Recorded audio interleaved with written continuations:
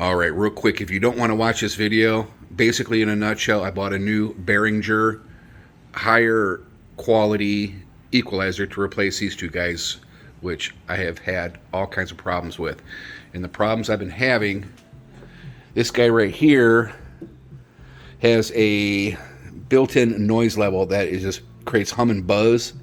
When I plugged in the charger to here, I just could not stand it. Also had problems with this when I had this in the living room on my big living room system. So out of the box, this never really was a great performer. And I've got its big brother, this Art or whatever this is, on my living room system. It's been perfect. This one is the one I got on eBay from a guy in New Jersey. The problem with this one is one channel's going dead. Barely plays anything on one channel. And I've tried everything, swapping cords out, you name it. It's just not ready for prime time. It's just not playing. So what I did is I liked the way these Ultragraph PRO Behringers work. So I got the next level up one over here. This has all kinds of goodies on it. As you can see on the owner's manual right here, the one over there on the right is this one, and my new one is a 6200.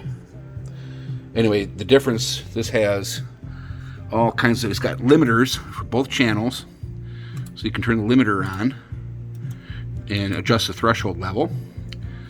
The number one thing I really like is this pink noise generator. See there how it flashes?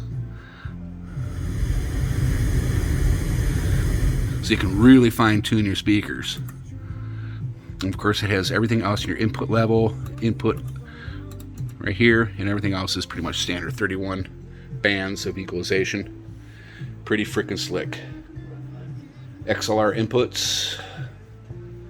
And I've got a back-ordered Danon multimedia player that I have Parts Express gonna send me a notice when it comes in. Back-ordered, you know, slow boat from China type thing, but this one works. This one works.